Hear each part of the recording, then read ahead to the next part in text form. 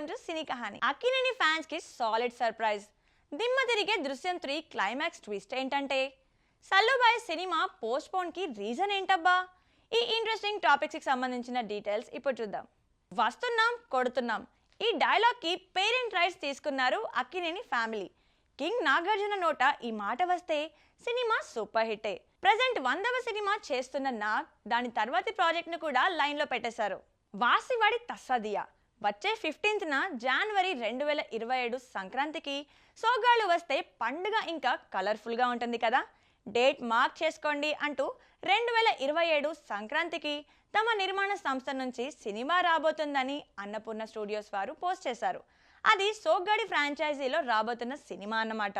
2016 సంక్రాంతికి సోగ్గాడ చిన్నినాయన, 2022 పండక్కి కొడుకుతో కలిసి బంగారాజు సినిమాతో సూపర్ హిట్స్ కొట్టిన కింగ్ ఇప్పుడు కళ్యాణ్ కృష్ణ డైరెక్షన్లోనే నాగ చైతన్యతో కలిసి బంగారాజుకి సీక్వెల్ చేస్తారా లేక కొత్త కథ ట్రై చేస్తున్నారా అనేది తెలియాలంటే కొద్ది రోజులు ఆగాల్సిందే. ఇంతకుముందు మనం ప్రేమంలోనూ కింగ్ యువ సామ్రాట్ స్క్రీన్ షేర్ చేసుకున్నారు. మలయాళంలో స్టార్ట్ అయిన దృశ్యం సిరీస్ తెలుగు, తమిళ, హిందీలోనూ సక్సెస్ అయింది.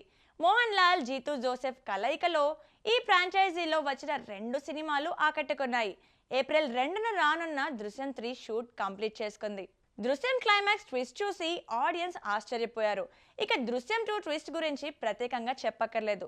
అయితే రాబోయే దృశ్యం 3 క్లైమాక్స్ వీటిని మించిన థ్రిల్, ఎగ్జైట్మెంట్ ఇస్తుందని యాక్ట్రెస్ ఆశా శరత్ చెప్పారు. ఇందులో ఐజీ గీతా ప్రభాకర్ గా కొడుకుని కోల్పోయిన తల్లిగా కనిపించారామె. దృశ్యం 3 క్లైమాక్స్ చూసి స్టన్ అయిపోతారు. ఇది నిజమేనా అని ఆశ్చర్యపోతారు. ఆడియన్స్ ని సీట్ ఎడ్జ్ లో కూర్చోబెట్టే మరో సినిమా ఇది అంటూ అంచనాలు మరింత పెంచేశారు ఆశా శరత్. మోహన్ లాల్ దృశ్యం 3 ఏప్రిల్ 2న, అజయ్ దేవ్గన్ దృశ్యం 3 అక్టోబర్ 2న రాబోతున్నాయి. వెంకటేష్, త్రివిక్రమ్ సినిమా తర్వాత తెలుగు దృశ్యం 3 షూటింగ్ లో జాయిన్ అవుతున్నారు. బాలీవుడ్ స్టార్ సల్మాన్ ఖాన్ హీరోగా, అపూర్వ లఖియా డైరెక్షన్ లో వస్తున్న movie battle of Galwan. Chitrangada Singh heroine.